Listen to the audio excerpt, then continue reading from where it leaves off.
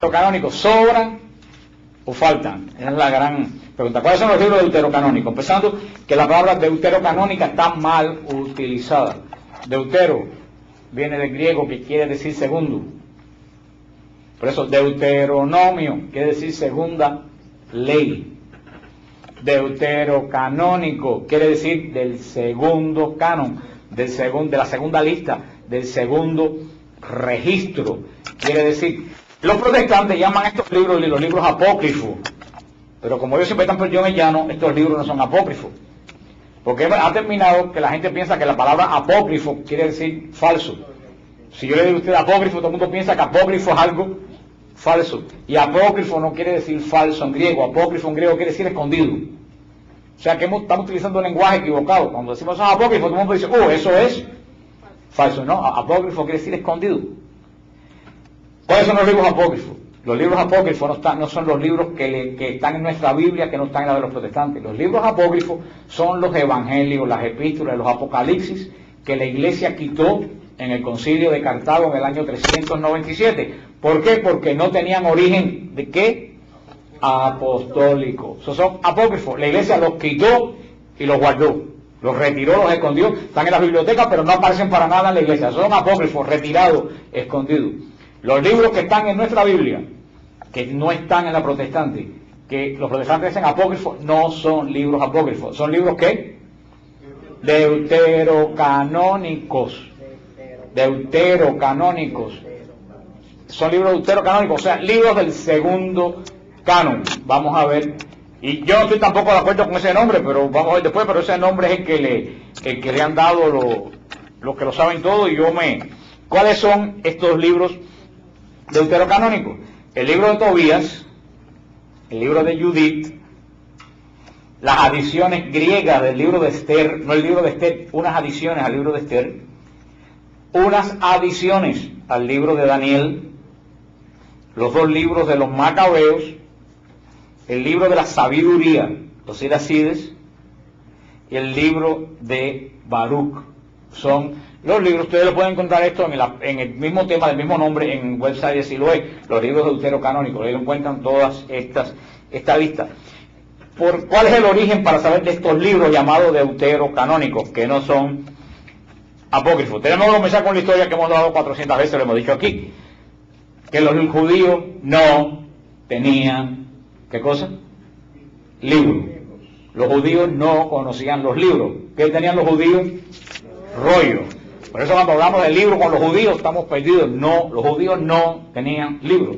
Decimos libros en el sentido de escritos. El libro de Daniel por el escrito, pero no, cuando uno dice el libro de Daniel, todo el mundo piensa en esto. Los judíos no conocían el libro, ni hasta el día de hoy en la sinagoga se usa libro. En la sinagoga se usan rollos que se abren y se leen de aquí para acá, de aquí a toda la sinagoga, y es lo que sacan en procesión y los judíos tocan con el talit y todo eso. O sea, no tenían libros, tenían rollos. Y para judíos, fundamentalmente, cuando decíamos los libros santos, yo se lo dije, ¿a qué los judíos se referían básicamente?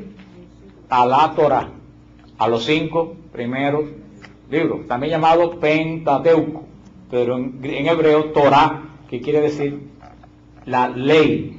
Por supuesto que para los judíos los libros de los profetas, los libros sapiensales son inspirados, pero en el ciclo de la sinagoga, que se lee, y de ahí vienen nuestros ciclos litúrgicos, en el ciclo de sinagoga, que se lee durante un año todos los libros santos, los judíos en un periodo de un año leen todos los libros santos, tal como en la iglesia, en el periodo de un año se lee un evangelio completo, y ese es el ciclo A, ciclo B y ciclo C de la iglesia católica, los evangelios que se leen en cada año, porque en la iglesia católica cualquier cura no habla del evangelio, aunque hay algunos que lo hacen, pero cualquier cura no habla del evangelio y lee el evangelio que le da la gana, el mismo evangelio que se lee en Miami se lee en todas. Así como cada evangelio en la iglesia se lee en un año completo, los judíos leen el libro santo en un año completo. Ahora, ¿qué libros leen los judíos en un año completo? No son los profetas ni los libros sapiensales. Los libros que leen los judíos en un año completo es la Torah, los 5 primeros libros, punto. Los demás libros lo usan como referencia, mencionan en sus predicaciones los profetas, pero lo que leen en la sinagoga, en las fiestas principales como el Purim, y todo, leen libros que nosotros tenemos en la Biblia sapiensales, pero básicamente para el judío hablar de los libros santos, básicamente se refieren a ¿qué? Torah. Dentro del judaísmo existía una disputa sobre el canon correcto.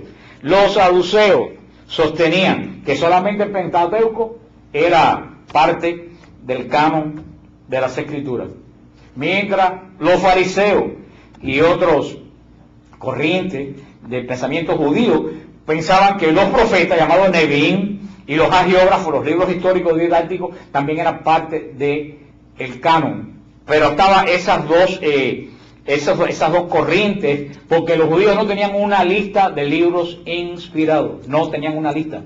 Para ellos, vuelvo a decir, ¿cuál era la única lista que tenían? Con seguridad, la Torá.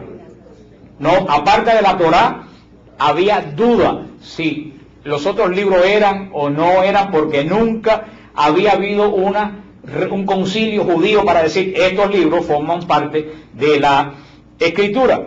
¿Cuál es el primer, y lo hemos hablado otras veces, cuál es el primer intento de recopilar todos los libros santos? El primer intento de recopilar todos los libros santos se hace en Alejandría, 2 años antes de Cristo.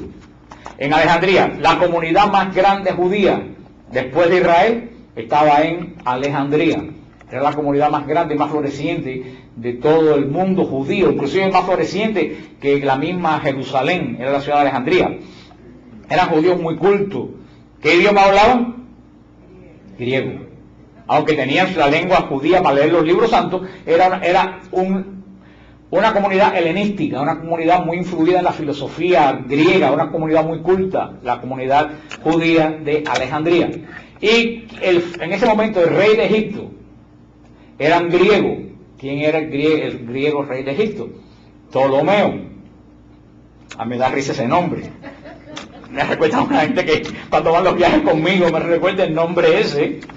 Pero Ptolomeo era el rey, que era el abuelo de la tal Cleopatra, que todos ustedes después van a conocer. Este Ptolomeo, que fue el que fundó la famosa biblioteca de Alejandría, que es una de las grandes maravillas del mundo, que dice que estaban reunidos no sé cuántos miles, decenas de miles de libros del mundo entero. Ptolomeo le pidió, que era un hombre erudito, le pidió a los judíos de Alejandría que hiciera una recompilación para la biblioteca de Alejandría de los libros santos judíos. Y se reunieron 70 sabios judíos, 70 eruditos judíos, y hicieron una lista, un canon de los libros santos judíos. Esa es la primera recopilación de la Biblia que se conoce en toda la humanidad. Ya esa Biblia no estaba en rollo, esa Biblia sí tenía, más o menos, no como un libro de hoy, pero ya no era rollo, era más manuable. Los rollos seguían estando en el templo y en la sinagoga. La Biblia de los 70 pasó a ser más que nada como un libro de estudio de los judíos que no podían andar con lo... Y además que estaba en el idioma griego, porque ya en esa época el hebreo había caído en desuso. Hoy en día se habla muchísimo más hebreo en Israel que en la época de Cristo. En la época de Cristo lo que se hablaba en Israel era arameo, que es una combinación de hebreo, del idioma caldeo babilónico y infiltrado de griego. Era como un dialecto más o menos. Pero el hebreo solamente se leía en el templo cuando se oraba y cuando se leían los libros santos. El resto de las personas hablaban en arameo, discutían en arameo en las sinagogas y predicaban también en la sinagoga en arameo, a pesar que era como antiguamente en la iglesia el latín, que se daba la misa en latín, pero la predicación se hacía en español en los idiomas de cada uno. Esta traducción de los 70 se hizo en idioma griego para que poder transmitir todos esos conocimientos, inclusive a los que eran cristianos. Se cree más o menos que la Biblia se inició en el año 300 a.C., hasta el año 250. Acuérdense que los años antes de Cristo van para abajo, no van para arriba. Y se terminó en el año 150 antes de Jesús. Se hizo esta primera versión que se usó muy popularmente, pero vuelvo a decir, nunca fue aceptada por el templo. ¿Por qué? ¿Qué seguía usando el templo? Los rollos. ¿En qué idioma? En hebreo.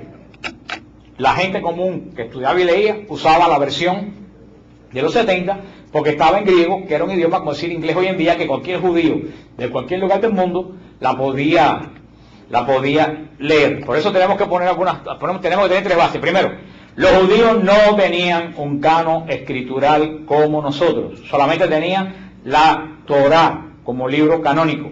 Los demás libros inspirados no estaban definidos canónicamente. Segundo, el primer intento de recopilación fue hecho ¿dónde?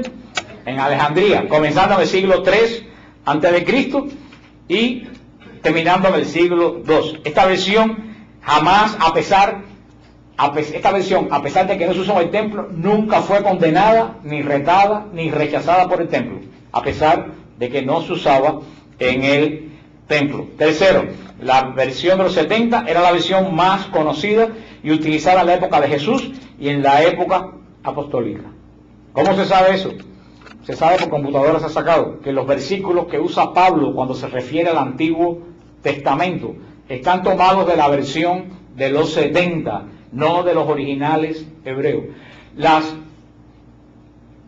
palabras que usa Jesús del Antiguo Testamento, como cuando dice, escrito está, no tentarás al Señor tu Dios. Cuando Jesús usa una versión del Antiguo Testamento, no utiliza la versión hebrea del templo, está probado científicamente que utiliza la versión de los 70, lo cual indica que Pablo, los apóstoles y el mismo Jesús estaban bien familiarizados con la versión de los 70, porque yo estoy subrayando continuamente ¿qué cosa?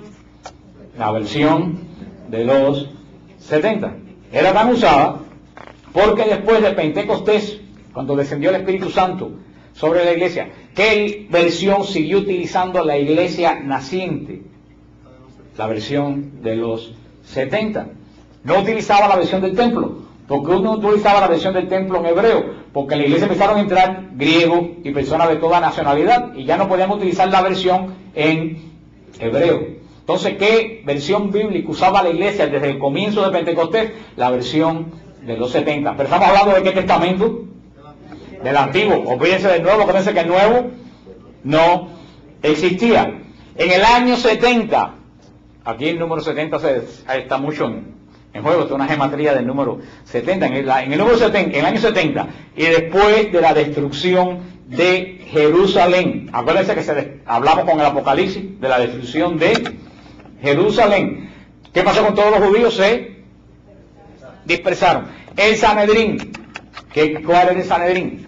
Sanedrín era la organización que regía la vida espiritual judía, el equivalente del concilio ecuménico de nosotros, pero un concilio permanente de ancianos. El Sanedrín se fue de Jerusalén, pero no se fue de Israel, se mudó para una ciudad que se llama Jamnia, muy pegado a Galilea, en el norte de Galilea, la ciudad de Jamnia. Ahí se mudó el Sanedrín. Y para el año, aproximadamente en el año 90 de nuestra era, el Sanedrín se reúne en Jamnia o Jamnia, le dicen otros, y dice, ok, vamos a establecer un canon de las Escrituras. El Sanedrín se reunió y dijo que va a establecer un canon, que hasta ese momento no existían. ¿Cuáles eran los libros canónicos? La Torá. Lo va a establecer, pero fíjate qué interesante. ¿Qué criterio utiliza la gente del Sanedrín para hacer este canon? El Sanedrín dice que va a quitar libros, y eso está en el Talmud escrito, que va a quitar libros de la Biblia que tienen la gente comúnmente los judíos porque sonaban muy cristianos. El Sanedrín dice que hay libros en el Antiguo Testamento que suenan a la secta de los cristianos. ¿Por qué hay libros? Y hay libros que suenan a los cristianos. Si ustedes leen el libro de Siracide, ustedes van a ver que se habla mucho del amor, de la caridad, se parece mucho al lenguaje cristiano. El libro de la sabiduría también se parece mucho al ¿por qué? Por recuérdense que yo le dije que la revelación fue como progresiva. Hay gente que está esperando que diga la próxima sigla para decir después de mí. Progresiva. ¿Cómo fue la revelación? Progresiva. ¿Cómo fue la revelación? Progresiva. Lo que sabían en la época de Moisés no era lo mismo que sabían en la época de los profetas. Según pasaba el tiempo, el Señor revelaba un poquito más de acuerdo al crecimiento espiritual de Israel, que era como un niño. Al niño que da catecismo, tú no le puedes dar el catecismo de la iglesia, tal como está hoy en día, que es lo que tú le das, nociones para los 7 años. Después, cuando pasan a la confirmación, se le da un poquito más. Y si algún día vuelven a la iglesia, pues reciben un poquito más, porque tú, un niño, no puedes coger y explicarle los libros de San Ignacio de Antioquía, porque primero no les interesa, segundo se quedan dormidos como muchos que están aquí. La revelación de Dios de Israel fue progresiva. Por eso, los últimos libros más cercanos a Cristo ya tienen casi, ¿qué cosa? Toda la revelación. Porque ya mientras más se acercan los geógrafos que escriben los libros, mientras más se acercan a Jesús, ya la revelación está más completa. ¿Ustedes entienden eso? Por eso el libro de la sabiduría y el libro de Siracides ya tiene un sabor cristiano, porque esos son los libros más cercanos ¿a quién? A Cristo. Ya la revelación judía está casi terminada, falta la revelación final, que es Cristo. Por eso que esos libros tienen un sabor cristiano, que los judíos de Hanea, el Sanedrín, lo quiere quitar. ¿Qué utiliza el Sanedrín como requisito? Que hubiera una copia del libro en cuestión y que se supiera que fue escrito antes del año 300 de Cristo. Ellos exigen en Hanea que los libros sean escritos antes de la época helénica, antes de la época que la gente hablaba ¿qué? Griego. Que dicha copia estuviera escrito en hebreo, no en griego. Tercero, que tuviera un mensaje inspirado para el pueblo judío, no ajeno al pueblo judío. Así como el concilio de Cartago, ¿se recuerdan? Cuando escogió los libros del Nuevo Testamento, usó un criterio. Los judíos utilizaron un criterio. Una de las razones que primó para quitar los libros griegos, que como les dije, que eran sapiensales. Los libros que están quitados casi ninguno de doctrina, son libros sapiensales. ¿Qué son libros sapiensales? Libros que transmiten sabiduría, de refranes, de libros que dejan un mensaje de sabiduría. Esos son los libros sapiensales. Y quitaron estos libros que les mencioné, los judíos los quitaron. El libro de Tobías, el libro de Judith, las adiciones griegas del libro de Esther, las adiciones de griego del libro de Samuel, los 2 libros de los Macabeos, el libro de la sabiduría, el libro de Siracides y el libro de Baruch, lo quitaron. Porque estos eran libros ya del periodo helénico, cuando Israel se había mezclado la lengua griega y no había en ese momento originales, porque acuérdense que Jerusalén había sido destruida. No había originales griegos por ningún lado. Y ellos aprovecharon y quitaron estos 7 libros y hicieron el canon judío con 7 libros menos. Ahora, ¿qué afectó eso a la iglesia cristiana? ¿En qué afectó eso a la iglesia cristiana? Absolutamente en nada. La iglesia cristiana ya estaba establecida en el año 90, ya tenía Pablo como teólogo. ¿Qué impacto puede tener sobre la iglesia cristiana en todo el Mediterráneo lo que declaran un grupo de judíos en una ciudad llamada Yarnea del norte de Galilea? No tuvo ningún impacto, porque ya la iglesia no pertenecía para nada al judaísmo, más bien estaba siendo perseguida por el judaísmo. Y esto es muy importante, la iglesia siguió utilizando como escritura, ¿qué versión? La versión de los 70. Lo siguió usando la iglesia por todos estos periodos de 300 años, la versión con los 7 libros griegos, mientras los judíos usaban la versión que no tenían los 7 libros griego. Así llegamos al edicto de Milán, cuando Constantino declara el cese de la persecución a los cristianos en el año 313 de nuestra era. La iglesia que hasta ese momento había estado sobreviviendo las persecuciones y tratando de guardar el rebaño que lo estaban diezmando, comienza a formarse, como le dije, que pueden leer de Eusebio de Cesarea. Yo les pasé, a los que yo tengo los emails, les pasé un link para que entren y vean los libros de Eusebio de Cesarea. Lo pueden ver en el internet, que está fabuloso. Ahí pueden leer todos los libros de Eusebio. Todo esto sigue la iglesia preparándose hasta que en el año 382 de nuestra era se reúne un concilio en Roma bajo la autoridad del Papa San Dámaso y hace la primera relación de libros canónicos y libros apócrifos. Esos son apócrifos. Quitaron los evangelios, las epístolas que no eran de los apóstoles. Eso fue el primer intento que se hizo, fue en el año 382 con el Papa San Dámaso en el concilio de Roma, y dijo en el concilio: ahora debe tratarse sobre las divinas escrituras, las que son aceptadas por la Iglesia Católica Universal. Fíjate, eso ya lo dice ya el Papa en esa época. Y las que deben rechazarse. Comienza el orden del Antiguo Testamento y les da los libros que todos conocemos hoy. Los tengo puesto en el internet. Pueden ver todos los libros como los conocemos hoy del Antiguo y del Nuevo Testamento. Y da la lista también muy interesante. El concilio da la lista de libros apócrifos. Dice: los demás escritos que fueron compilados o reconocidos por los herejes o cismáticos, la Iglesia Católica Apostólica de Roma no recibe de ninguna manera.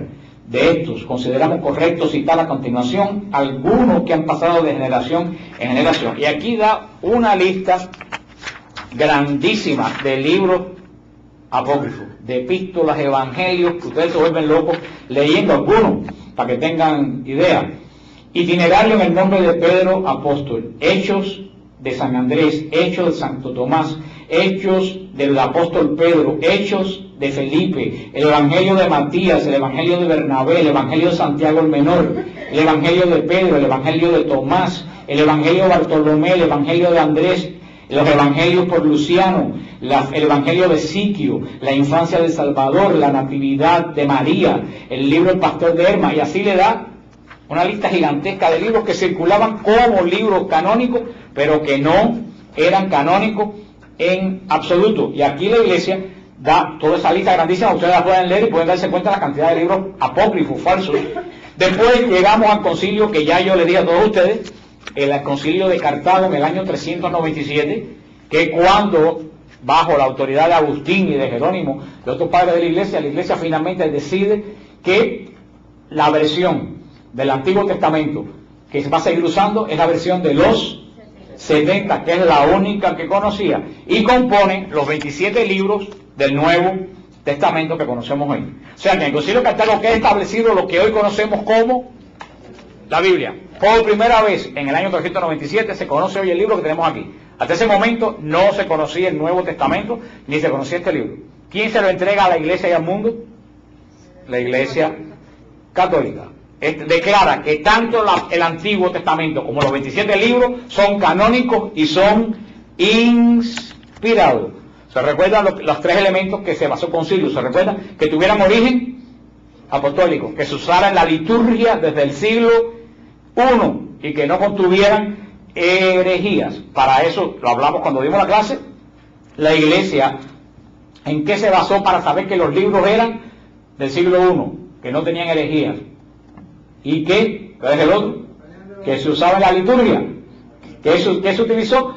La tradición de la iglesia.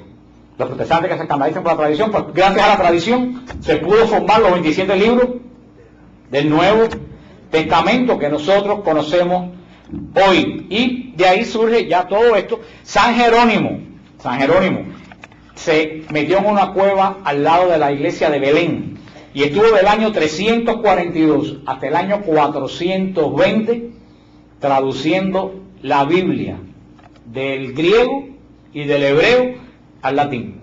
Es la primera traducción de la Biblia que se conoce. 40 años traduciendo libros palabra por palabra. Y fíjate, Jerónimo, ¿qué está antes de Jerónimo? ¿Qué palabra dice antes de Jerónimo? San Jerónimo. Ya te dice a qué iglesia pertenecía. No era pentecostal. Como yo le dije a alguien, si tú coges la versión Reina Valera, dice Evangelio según San Mateo. Entonces tú tienes que darte cuenta que ningún protestante iba a escribir el Evangelio de San Mateo. Y así lo dice la Reina Valera. Ahí tú ves los orígenes de la mismísima iglesia. Al principio, San Jerónimo se negó a traducir los 7 libros deuterocanónicos, los 7 libros en hebreo, porque no estaba muy seguro que fueran inspirados. Pero tuvo una discusión de alquilar balcones con San Agustín y terminó, imagínate una clase de bronca, San Agustín y San Jerónimo. Eso hubiera dado la vida por ver esa. Y San Jerónimo terminó aceptando las conclusiones del concilio de Cartago y tradujo en su Biblia, porque los protestantes dicen para engañar a la gente que San Jerónimo no tradujo. Sí los tradujo. Él tuvo duda, pero como buen hijo de la iglesia se sometió ¿a qué? Al concilio. Y tradujo los libros deuterocanónicos y se hizo el canon.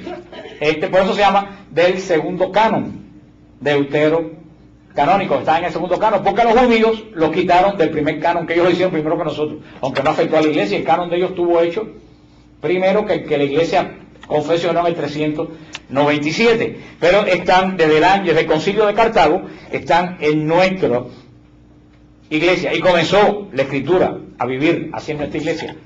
Todos los libros del Antiguo Testamento, tal como lo tiene la versión de los 70, que fue traducida 300 años antes de Cristo y usado por todo Israel y usado por toda la iglesia de los mártires.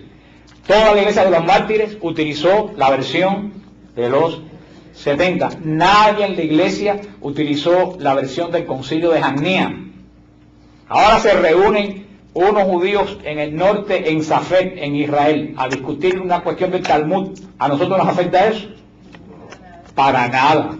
Eso mismo pasó con el concilio de Jamnia y con los cristianos de esa época. A los cristianos de la iglesia, el concilio de Jamnia, la mitad primero ni se enteraron.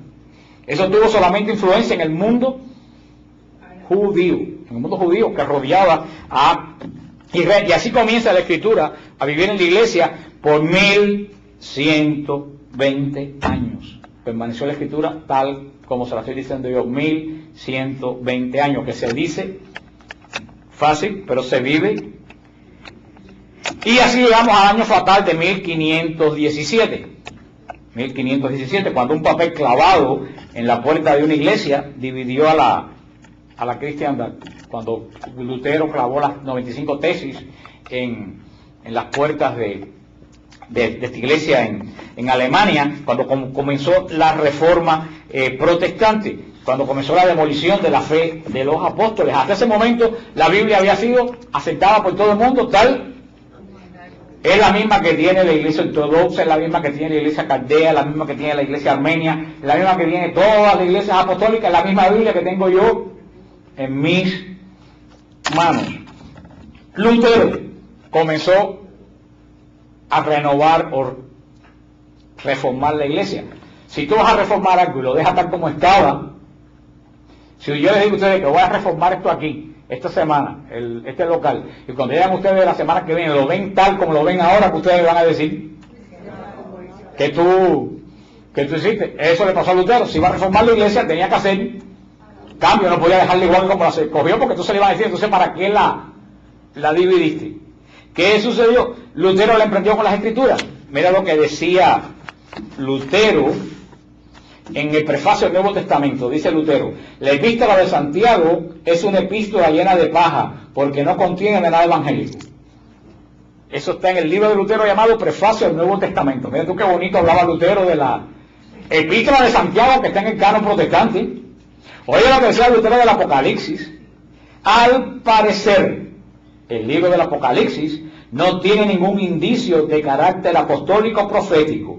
Cada quien puede formar su propio juicio de este libro. Personalmente le tengo antipatía, y para mí esa es razón suficiente para rechazarlo. Eso dice Lutero en un libro que, perdonen mi pronunciación alemana, porque este dice Santlich Werke, página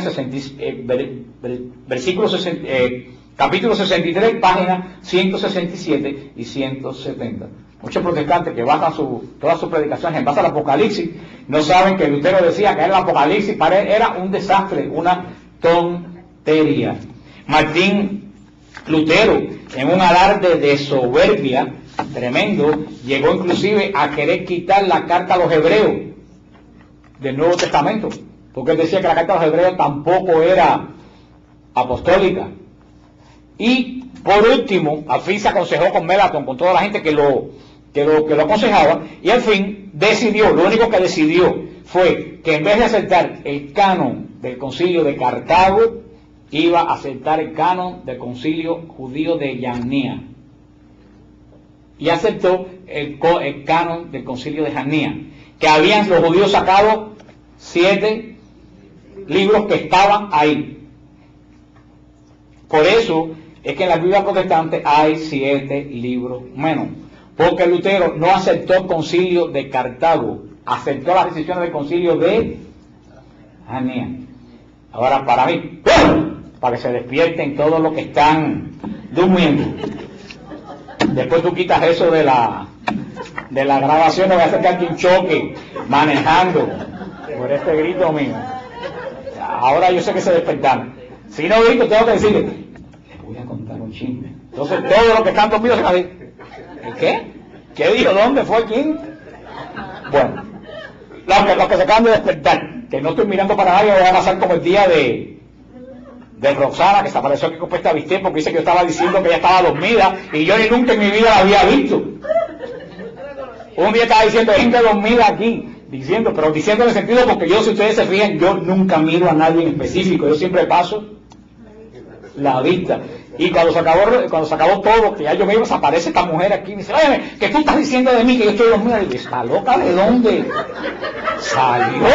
En mi vida la he visto como viene reclamando, pero ya que no me la vamos a orar por ti. Y bueno, vino bien, ahí me dice, ¿por qué estaba friendo un bistec en mi casa? Y no me pude. Y digo, pero ¿y esto qué cosa es? Bueno, gracias a Dios se quedó. Gracias a Dios se quedó y una gran ayuda en el ministerio. Así que por un mal entendido, pero yo no digo eso por nadie en específico. Pero sé que hay gente que se duerme porque yo también me duermo cuando estoy en otras charlas que no son mías. Pero ¿qué hizo Lutero? No aceptó el concilio de Cartago, de Agustín y de Jerónimo. Aceptó el concilio de Yannía, que fue un concilio que judío. ¿Hecho por quién? Por el Sanedrín. Y ahora viene mi gran... Eso muchos protestantes no saben por qué ellos tienen 7 libros de menos. Ellos creen que la Iglesia Católica la adicionó 7 libros, y yo lo que le digo, nosotros no lo adicionamos, ustedes lo quitaron, porque si hubiera estado ese libro así, y nosotros le pusimos 7, pero no, la Iglesia tuvo por 300 años, y 300 años lo tuvo anterior, el pueblo judío, o sea, todo por 600 años, la Biblia con todos estos libros. Fue Yannía quien lo quitó en el año 90 de nuestra era, y después Lutero volvió a aceptar. O sea que a nosotros no los dejen pasar esa, a nosotros no nos sobran, a ellos, cuando vienen a decirme, no, porque la iglesia que les sobra, los libros que les sobran, frena, a mí no me sobra, a ti te falta, porque yo no lo agregué, tú, pero ni ellos mismos saben por qué no los tienen. Y ahora viene mi gran pregunta, y la gran soberbia de Lutero, que fue lo que le dañó a él, que puede haber tenido buenas intenciones, pero el enorme ego de Lutero. Dice una gente que cuando Lutero se quiso suicidar se tiró de su ego. El enorme ego de Lutero prefirió hacerle caso al Sanedrín judío que al concilio de la iglesia de Pentecostés. Ahora viene una pregunta. El Sanedrín judío en el año 90, 60 años antes, el Sanedrín se equivocó y mató al Mesías. Tú vas a decirme a mí que si el Sanedrín se equivocó y mató al Mesías, yo voy a hacer caso a lo que diga el Sanedrín. Y tienes a la iglesia de los mártires, que utilizó esta Biblia. Tienes al concilio de Cartago, que aprobó esa Biblia. Entonces tú vas a decir, no, yo voy a hacerle caso a los judíos de Yannía y no al concilio. Todo por odio a la iglesia. Para mí eso es un desafío, hacerle caso al concilio judío.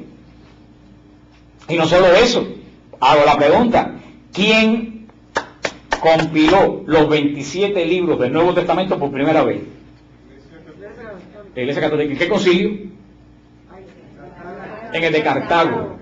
Entonces ellos aceptan los 27 libros de la Iglesia Católica del concilio de Cartago, pero no aceptan el Antiguo Testamento que definió el mismo concilio.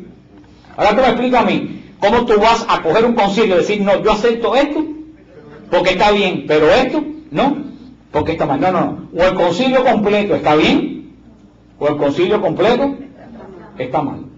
Si tú dices, yo no acepto los libros deuterocanónicos de la versión de los 70, porque el concilio de Cartago se equivocó, entonces, hermano, tú no puedes aceptar los 27 libros del Nuevo Testamento. Porque si la Iglesia se equivocó con el Antiguo, ¿quién me garantiza a mí que no se equivocó con el Nuevo? ¿Me lo pueden decir en qué momento la Iglesia se equivocó y en cuándo se equivocó en el mismo concilio?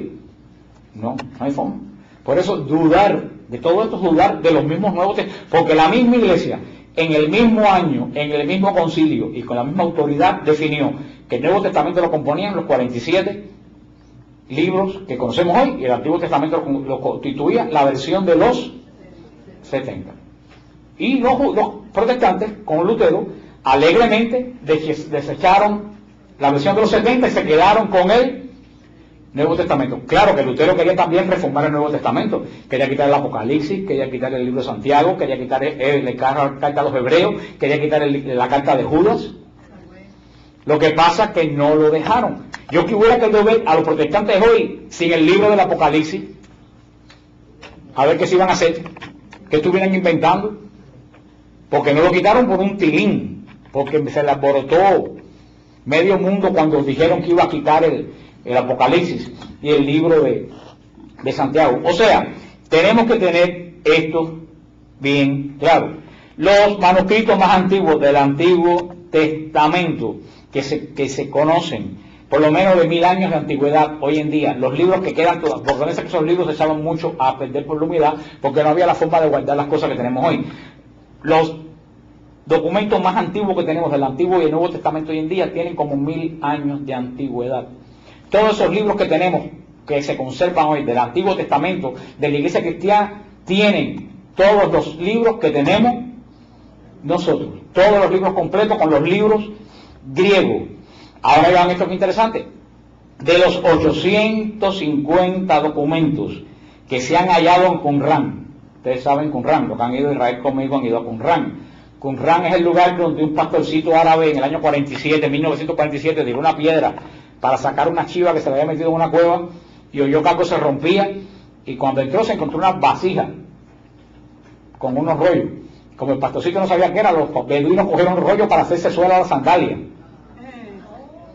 Hasta que un arqueólogo del área de Belén vio a uno de los niños jugando, haciendo un barquito, y le preguntó qué era eso, y dijo que se lo habían encontrado en una cueva. Y el arqueólogo, cuando ellos se quedó con la boca abierta, dijo, llévame esa cueva. Y cuando lo llevaron, se descubrieron los descubrimientos más grandes de los libros más antiguos que se conservan del Antiguo Testamento, que son los libros de Qumran, que siguen encontrando vasijas, y siguen encontrando vasijas, y siguen encontrando vasijas, donde esa comunidad, Qumran, donde esa comunidad escondió, cuando la invasión romana, los libros santos.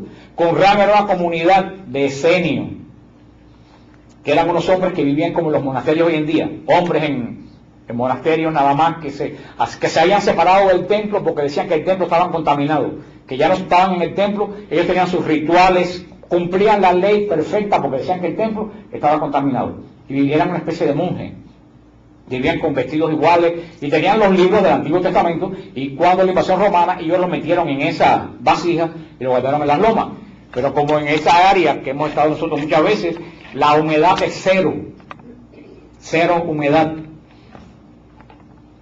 los que están totalmente mal de la cabeza y se bañan en el mar muerto, como algunos que yo conozco, cuando salen del mar muerto tienen que correr a las duchas que están como de aquí al fondo, porque si caminan de aquí al fondo se secan totalmente, y si se secan totalmente las sales esas se le quedan en la piel y la piel se irrita y se le caen los pedazos de pellejo. O sea que tienen que correr del agua a las duchas porque hay cero humedad, es el lugar más seco de la tierra. Y eso hizo que, por eso si se quieren conservar jóvenes, váyanse para esa área. Sí, por eso que esos manuscritos no se echaron a perder. Bueno, lo que estaba diciendo, porque mucha gente no sabía lo que era Qumrán, es el descubrimiento arqueológico bíblico más grande de los últimos siglos.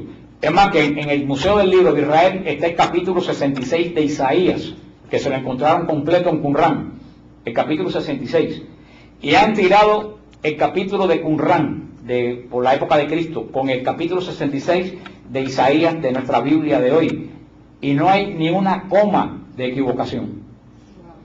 Lo cual quiere decir que por más de 2000 años ese capítulo se ha mantenido intacto.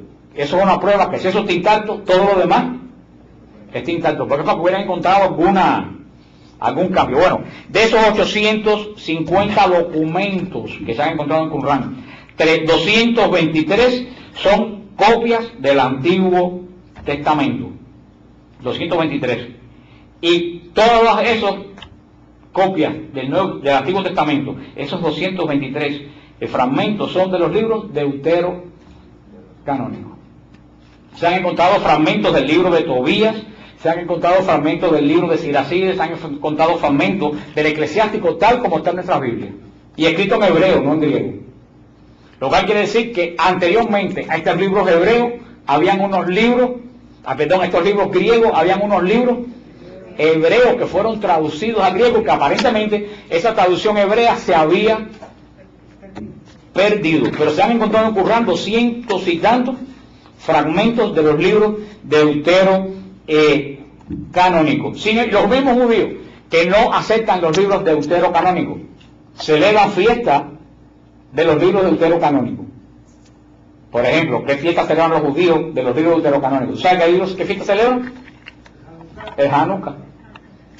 El Hanukkah aparece en el libro de los Macabeos. Es en el único lugar que estaba de Hanukkah, es en el libro de los Macabeos. ¿La fiesta de Hanukkah es judía o no es judía? Pues está en los libros. Ahora, ¿cómo tú aceptas la fiesta y no aceptas el libro? La fiesta del Purim, que nosotros aquí no lo celebran, pero que en Israel se celebra mucho, que los niños se visten de disfraces, que es la fiesta de la reina Esther.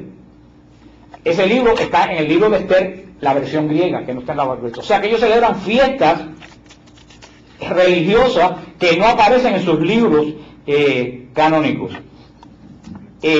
Por ejemplo, algunos comentarios de Martín Lutero. Martín Lutero, en sus comentarios sobre San Juan, dijo, oye lo que dijo, estamos obligados a admitir que los papistas, eso somos nosotros, que ellos tienen la palabra de Dios, que la hemos recibido de ellos y que sin ellos no tendríamos ningún conocimiento de esta. Eso lo tuvo que aceptar Lutero, porque hay que estar ciego para darse cuenta que si en la primera reforma protestante surgió en el siglo XVI y ellos recibieron una Biblia en el siglo XVI, ¿de dónde la sacaron? No la sacaron de una cueva, la sacaron de la Iglesia Católica que se la dio. Si la Iglesia Católica no la cuida, ellos jamás lo hubieran. En 1615, el arzobispo anglicano de Canterbury proclamó una ley que llevaba un castigo de 1 año en el cárcel para cualquiera persona que publicara la Biblia sin los 7 libros deuterocanónicos. Porque, aunque ustedes no lo sepan, la versión de King James tenía los libros deuterocanónicos, que después se los quitaron. Dice en el canon 3 del arzobispo, he decidido que nada sea leído en las iglesias, aparte de las escrituras divinas. Las escrituras canónicas son las siguientes: Génesis, Éxodo, Levítico, Número, Deuteronomio, Josué, Tobías, Judith, los 2 libros de los Macabeos, y sigue. En el año 1600 y pico. Por lo tanto, como le estaba diciendo, a nosotros no nos sobran, a ellos les faltan. Haciendo un resumen breve, 1. Martín Lutero quitó los libros, los 7 libros estos griegos, en un acto unitario y arbitrario. Él no se basó en nada, él no consultó con nadie, él dice que los católicos nos guiamos por dogma, pero él decía, esto es así, y algo te quemamos. Él era el profesor de Sagradas Escrituras Católicas. Es más, lo que mucha gente no sabe es que Miguel Servet, ¿tú sabes qué fue Miguel Servet? Miguel Servet descubrió que la sangre circulaba por el cuerpo. La primera persona se fue de España huyendo a la Inquisición y se fue a Ginebra. ¿Y tú sabes lo que hizo Calvino? Alegremente lo quemó. Calvino quemó al que descubrió la circulación de la sangre porque dijo que era un hereje. Entonces siempre se habla de Galileo, que no lo quemaron. Hablan de Galileo, que fue condenado, pero que no lo quemaron. Y nadie habla de Servet, que lo achicharraron. Para que ustedes vean lo injusto que es la historia y lo emponzoñada que está en contra de la Iglesia católica. Esto es otro tema que vamos a tocar la Inquisición, la tocaremos otro día. O sea que haciendo este resumen, yo espero que a ustedes les queden claro por qué la Biblia católica tiene 7 libros que no son de más, que ellos tienen de menos. No son libros de doctrina, no son libros doctrinales, no hay ninguna doctrina en estos 7 libros que nosotros tenemos que ellos no tienen. Son libros sapiensales. Y 2 libros históricos, que son los libros de los Macabeos, que son libros históricos. Y los otros son libros sapiensales. Y yo digo verdaderamente que para mí uno de los libros más hermosos del Antiguo Testamento es el libro de sabiduría. El libro de sabiduría es espectacular, porque es judío, pero ya tiene ese sabor cristiano que nosotros podemos entender. O sea, por eso le digo que, porque esto muchas veces la gente me dice, ¿por qué la Biblia católica tiene 7 libros de más? Ya saben lo que contestar. Frena.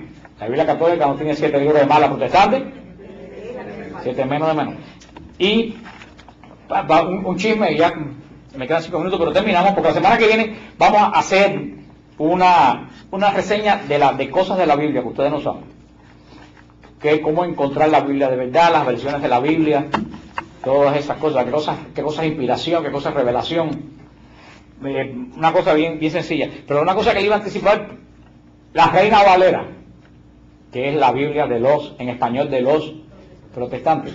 Ellos dicen que es la primera versión en español que se hizo. Mentira.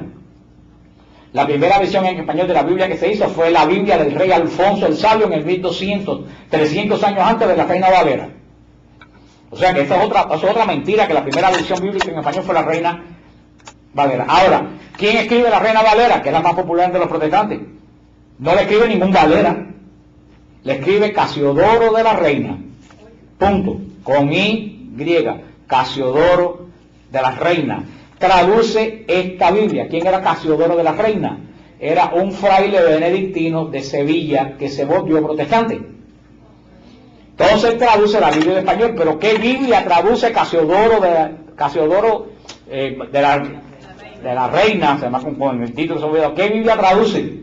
La misma que tengo yo en las manos, con los libros deuterocanónicos y con algo más interesante, con notas abajo, como las Biblias católicas. ¿Por qué? Porque él era un cura católico. Él tradujo la Vulgata Latina, la versión de los 70, la tradujo completa, con notas y todo. Y cuando terminó, alegremente se murió. Pero atrás vino el villano, con bigote y todo. ¿Quién era el villano? Cipriano Valera. No Varela, Valera. Cipriano Valera era un ser extremadamente envidioso, que vivía verde de envidia. ¿Por quién? Por Casiodoro de la Reina. No lo podía ver, ni en pintura lo podía ver.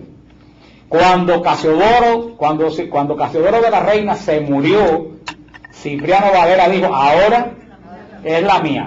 Y cogió la Biblia, la traducción de Reina, quitó los 7 libros deuterocanónicos, quitó las notas y todo lo que dio como la palabra paradosis, se recuerdan, que tradición, todo eso las cambió.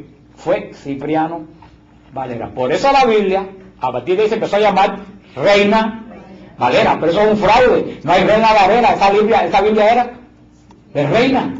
Él lo que hizo fue alterarla en contra de la voluntad de quien la tradujo. De hecho, si eso es una sinvergüencería.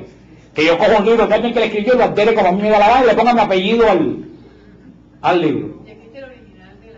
Existe la original de la Reina, pero casi nadie, los protestantes conocen y no saben ni quién es Reina Valera. Pregúntenle, piensan que es una sola persona.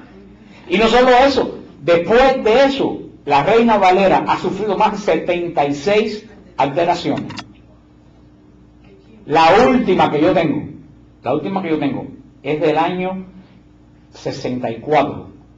Y en esa Biblia le corrieron la coma a lo que dice Jesús en la cruz. Cuando Jesús está en la cruz, le dice por el ladrón, en verdad te aseguro, coma, hoy estarás conmigo en el paraíso. Esa Biblia dice, en verdad te aseguro hoy, coma, estarás en el paraíso. O sea, rodaron una coma y cambiaron todo el sentido. Y dice Reina Valera, y yo la tengo en mi casa. O sea, que en la versión Reina Valera está tan manoseada que nadie que sea serio puede creer en ella. Y esa es la Biblia que tiene la inmensa mayoría. ¿La ves? Pero es traducción. Bueno, pero no dice que es adventista. Está editada por Casa Bautista de Publicaciones. Y yo le escribí a ellos que cómo los bautistas podían, y no le ponen ni traducción adventista, solamente dice rey. Yo sé que esto lo dicen los testigos de Jehová y los adventistas, pero solamente dice Reina Valera. No dice traducción, no, Reina, última revisión de la Reina Valera. Una persona que no está al tanto del Evangelio le pasa por encima eso y ni se da cuenta porque es tan sutil. Es un cambio de una coma, que la cambiaron de adelante para atrás de la misma palabra, pero con ese cambio de coma cambiaron el sentido completo de la... Porque Cristo dice, estarás conmigo un día en el paraíso, no hoy. Mira tú qué maldad. Y esa es por eso esa Biblia Reina Valera para mí es una basura. Aparte que, como le dije, si cambiaron la palabra para dosis, que no tiene, o sea, ahí está la maldad cambiada. Y cambiaron el Jaritomene, cuando dan el saludo a María, pues muy favorecida. Esa Biblia para mí es una basura. Ya, para terminar, ¿cuál es la versión? Y lo vamos a ver más ampliamente la semana que viene. ¿Cuál es la versión oficial de la Iglesia? La que se usa en los textos de las encíclicas, que la que se lee en el Vaticano. ¿Qué versión es? Se llama la Vulgata Latina. La Vulgata Latina. ¿Cuál es la Vulgata Latina? La traducción ¿de quién? De San Jerónimo. Entonces se llama Vulgata porque fue traducida a la lengua vulgar, del griego clásico a la lengua que hablaba todo el mundo. Por eso se llama Vulgata Latina. Por eso la Biblia oficial de la Iglesia. Claro que está en un lenguaje clásico español muy difícil para nosotros hoy en día de leer, porque tiene muchas palabras antiguas. Pero la Vulgata Latina, que también tiene otro nombre, se llama la Septuaginta. También se llama porque está basada en la versión de los 70. Esa es la versión oficial de la Iglesia. ¿Cuál es la mejor traducción de la Biblia el día de hoy, aceptada hasta por los protestantes, aceptada hasta por el pastor Edén, que esté donde el Señor mejor le parezca, pero lo más lejos de mí cuando yo aparezca por allá? Sí, yo no deseo que vaya al infierno, pero sí quiero que esté lo más apartado de mi nube posible. Hasta el pastor Edén, que tenía la peor lengua que ha existido en la Florida, decía que la mejor traducción bíblica que hay en el mundo es la traducción de Jerusalén. Hasta los protestantes lo admiten. La mejor traducción del mundo hoy en día es la traducción de Jerusalén, que es la que yo utilizo aquí, que es una Jerusalén adaptada a la lengua, al lenguaje latinoamericano, pero no es la latinoamericana. ¿Qué cosa es la Biblia latinoamericana? No es una Biblia. No. La latinoamericana no es una Biblia. Es una paráfrasis. ¿Qué es una paráfrasis? Es que cogen el sentido del capítulo y lo traducen a la forma corriente de hablar. Pero no es una traducción palabra por palabra. Lo que traduce es la idea. ¿Ustedes entienden? Es una paráfrasis. No, la de Jerusalén va palabra por palabra en su sentido exacto. La que hace la latinoamericana, que no es mala, te coge el sentido y te lo pone traducido en un lenguaje moderno. Ahora, la latinoamericana, la traducción como paráfrasis no es mala. Las notas son pésimas. Las notas están llenas de teología de la liberación y están más que condenadas por todo el episcopado latinoamericano. Las notas de la latinoamericana. Yo he estado leyendo las notas y son altamente politizadas. No todas, pero una gran parte de las notas, si yo lo noto, que están altamente politizadas. Pero la traducción en sí, que nos interesa a nosotros, no es. Si ustedes ven las últimas ediciones han cambiado mucho, pero la primera edición que a mí me la regalaron en el año 76. Y la tengo en mi casa. La foto que tenía era de Martin Luther King. ¿Y qué hace Martin Luther King en una Biblia católica? Yo quiero que alguien me explique que ni es profeta bíblico, ni... Esas son las cosas que tenía. Y ya cierro la Biblia, que tenía. Y la peor versión de todas, la versión más abominable de todas, ¿cuál es? Dios habla hoy. Y esa Biblia es un espanto. ¿Por qué esa Biblia es un espanto? Porque la hizo una comisión. Si ustedes quieren que algo no funcione, hagan una comisión. ¿Por qué las venden? Ay, hermana, qué buena pregunta tú me has hecho. Yo no sé, yo no la vendo. Porque no lo saben. Porque hay un chiste que dice que un camello es un caballo que hizo una comisión. O sea, fíjense el camello, lo más hecho, tiene una joroba, tiene una nariz grandísima, unas patas para allá, un rabo finito, el pelo en la punta del rabo, dos jorobas. Porque dice que todo el mundo quiso poner algo en contra y al final lo que salió fue un camello.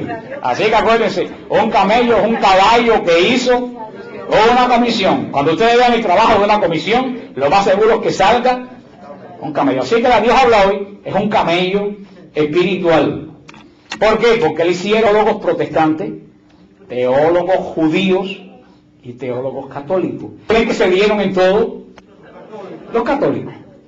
Los católicos se dieron absolutamente en todo. Y así vemos que el ángel le dice a María, la muy favorecida de Dios, para contentar a los protestantes. Vemos que Isaías 7 dice, la joven concibe y pare en vez de la virgen, y cambia toda la profecía. El libro de la sabiduría, los Iracides, y el libro de Baruch son los libros. Ustedes lo pueden encontrar esto en el mismo tema, del mismo nombre, en el website de Siloé, los libros deuterocanónicos. Ahí lo encuentran todas esta lista.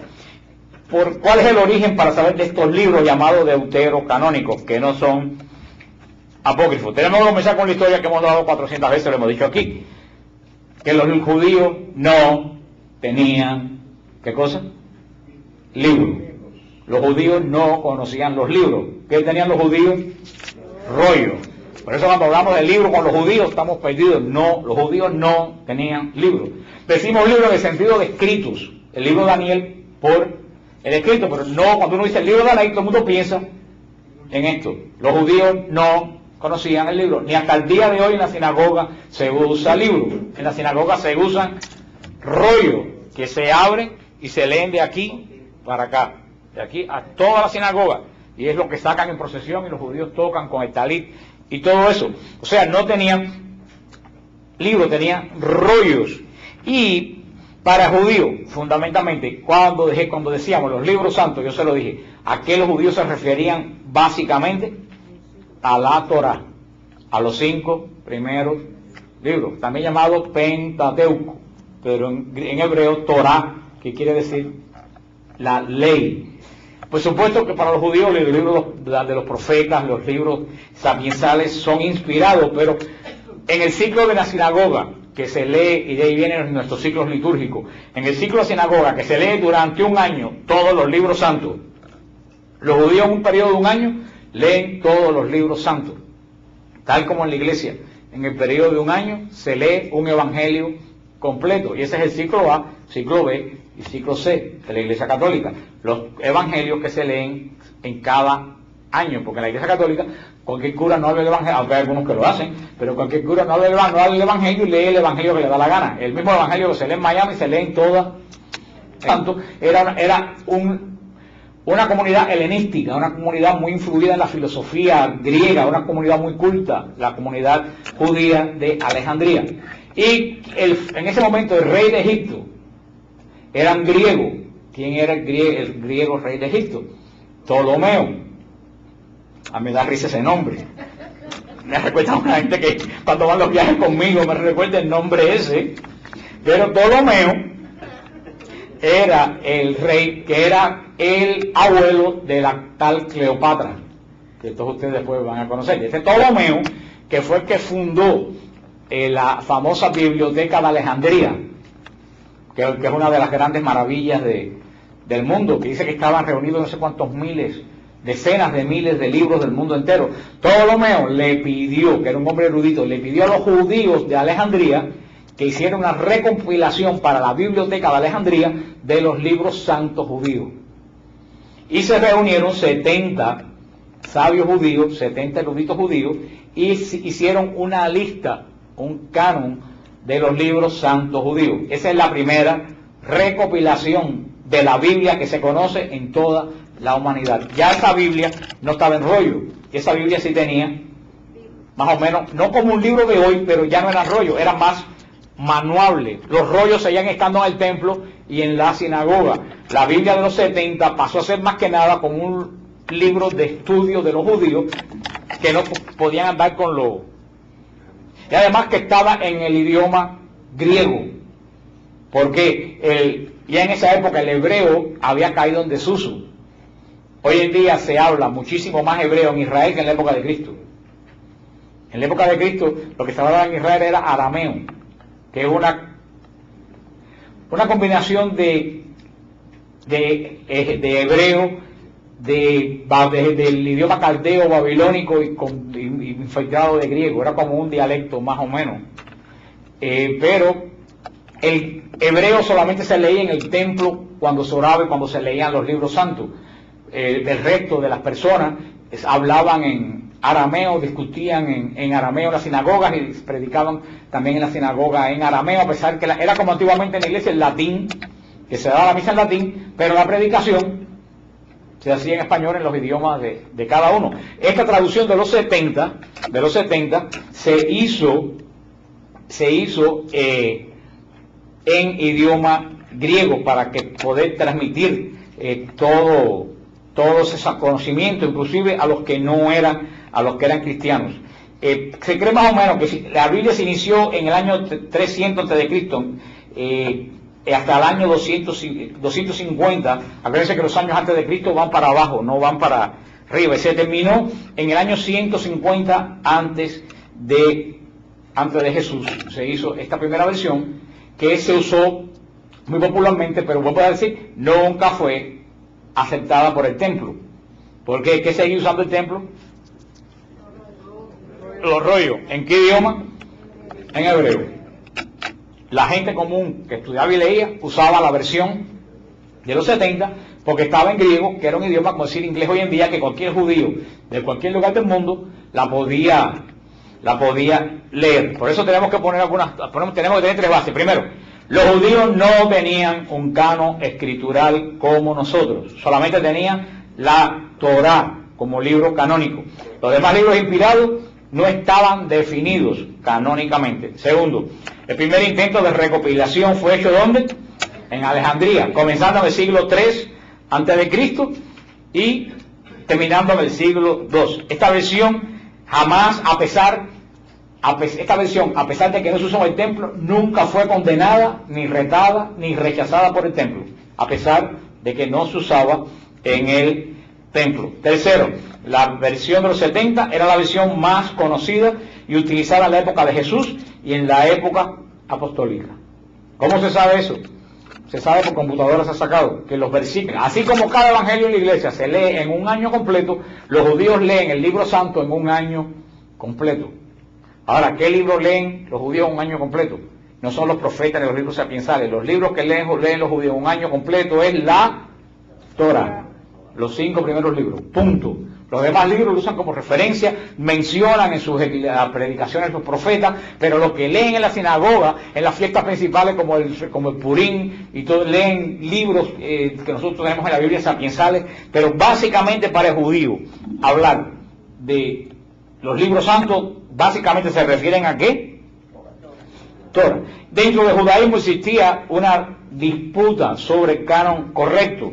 Los saduceos sostenían que solamente el Pentateuco era parte del canon de las Escrituras, mientras los fariseos y otros corrientes del pensamiento judío pensaban que los profetas llamados Nevi'im y los hagiógrafos, los libros históricos didácticos, también eran parte del canon. Pero estaban esas dos esas dos corrientes, porque los judíos no tenían una lista de libros inspirados, no tenían una lista.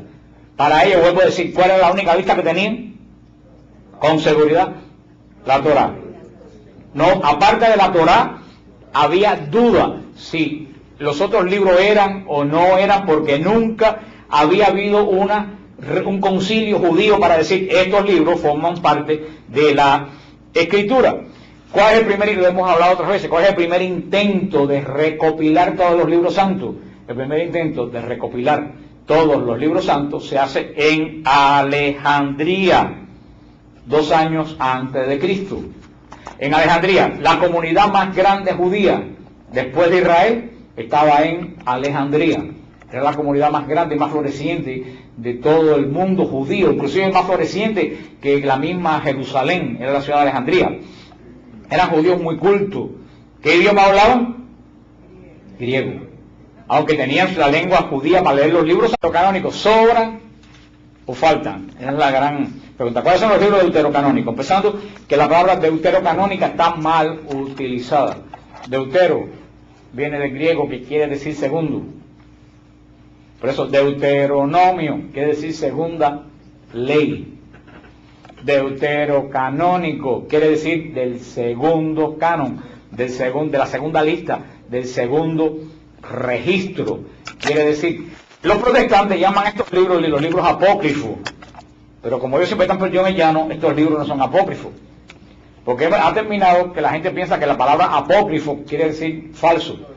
Si yo le digo a usted apócrifo, todo el mundo piensa que apócrifo es algo falso, y apócrifo no quiere decir falso en griego. Apócrifo en griego quiere decir escondido. O sea que estamos utilizando un lenguaje equivocado. Cuando decimos eso es apócrifo, todo el mundo dice, eso es falso. No, apócrifo quiere decir escondido. ¿Cuáles son los libros apócrifos? Los libros apócrifos no son los libros que están en nuestra Biblia, que no están en la de los protestantes. Los libros apócrifos son los evangelios, las epístolas, los apocalipsis que la iglesia quitó en el concilio de Cartago en el año 397. ¿Por qué? Porque no tenían origen ¿de qué? Apostólico. Esos son apócrifos. La iglesia los quitó y los guardó. Los retiró, los escondió. Están en las bibliotecas, pero no aparecen para nada en la iglesia. Son apócrifos, retirados, escondidos. Los libros que están en nuestra Biblia, que no están en la protestante, que los protestantes dicen apócrifos, no son libros apócrifos. ¿Son libros qué? Deuterocanónicos. Deuterocanónicos. Son libros deuterocanónicos, o sea, libros del segundo canon. Vamos a ver. Y yo no estoy tampoco de acuerdo con ese nombre, pero vamos a ver después, pero ese nombre es el que le han dado los que lo saben todo. Y ¿cuáles son estos libros deuterocanónicos? El libro de Tobías, el libro de Judith, las adiciones griegas del libro de Esther, no el libro de Esther, unas adiciones al libro de Esther, unas adiciones al libro de Daniel, los 2 libros de los Macabeos,